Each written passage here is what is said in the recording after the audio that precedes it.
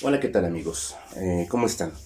En la clase pasada, o en el video pasado, si ustedes se acuerdan, vimos acerca de las propiedades de la materia, ¿sí? Y bueno, el día de hoy vamos a hablar acerca de la clasificación de la materia, porque obviamente la materia también tiene que ser clasificada. Bien, entonces partamos de la definición de materia, que como si ustedes se acuerdan, es toda sustancia que ocupa un lugar en el espacio, ya que va a contener dos propiedades fundamentales, que es masa y volumen. Ahora, esta materia tiene que ser forzosamente clasificada, ¿sí? Y esta se clasifica tomando en cuenta la parte más pequeña de la materia, que a esto le vamos a llamar átomos. Por lo tanto, a los átomos los vamos a definir como la parte más pequeña de la materia. ¿Estamos de acuerdo? Ahora bien, cuando los átomos se van uniendo entre sí mismos, porque recordemos que los átomos tienen la capacidad de unirse, ¿sí? Y cuando estos se unen, varios átomos van a generar, por ejemplo, lo que son los elementos.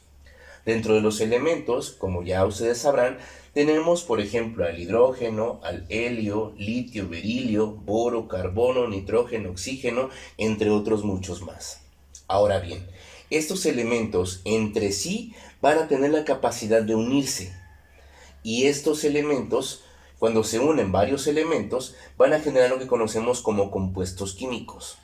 Dentro de estos podemos mencionar, por ejemplo, al cloruro de sodio, al agua, al dióxido de carbono y al ácido clorhídrico, que como se dan cuenta, estos compuestos químicos van a estar conformados, por ejemplo, de dos elementos, que en el caso del cloruro de sodio es sodio y cloro. En el caso del agua, hidrógeno, oxígeno, carbono y oxígeno, hidrógeno y cloro. Si se dan cuenta, entonces un compuesto químico es la unión de varios elementos. Siempre es más de dos elementos, ¿sí? Bien, ahora, dentro de estos compuestos químicos, ¿sí? Va a existir parte más pequeña, que en este caso, la parte más pequeña se refiere a una molécula de cloruro de sodio, por ejemplo.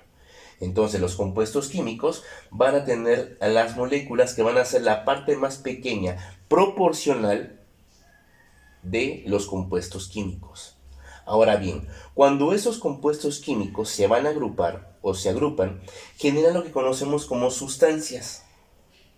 Repito, una sustancia es cuando se unen dos o más compuestos químicos. ¿Estamos de acuerdo? ¿Sí? Y por ejemplo, cuando se unen dos o más sustancias, se genera lo que conocemos como mezclas. ¿Ok? Dentro de las mezclas tenemos dos tipos de mezclas. Por ejemplo, las homogéneas y las heterogéneas. En este caso, las homogéneas van a ser aquellas que estén compuestas por compuestos químicos de propiedades similares. Por ejemplo, el agua y el azúcar. Cuando nosotros colocamos agua y azúcar, ¿sí? Obviamente, y lo revolvemos, estos se van a ir incorporando de tal manera de que al final el agua se va a tornar clara y las moléculas, mejor dicho, el azúcar va a desaparecer. Sin embargo, esto no significa que se haya destruido el azúcar, sino que hubo una transformación. ¿Ok? Luego tenemos a las mezclas heterogéneas, las cuales van a estar conformadas por compuestos de diferentes propiedades. Uno de estos, por ejemplo, un ejemplo de una mezcla heterogénea sería lo que son las ensaladas. Una ensalada, si podemos ver, va a estar conformada por distintos compuestos o sustancias que van a tener diferentes propiedades y por lo tanto van a poder ser visibles, ¿sí? Otro ejemplo de una mezcla heterogénea sería, por ejemplo, el agua y el aceite. Cuando nosotros colocamos una gota de aceite en un recipiente con agua, vemos cómo el aceite se separa del agua, ¿sí? Forman dos partes. Bueno, hasta aquí es todo. Espero les haya agradado. Denle like, suscríbanse al canal y nos vemos en el siguiente video. Un saludo.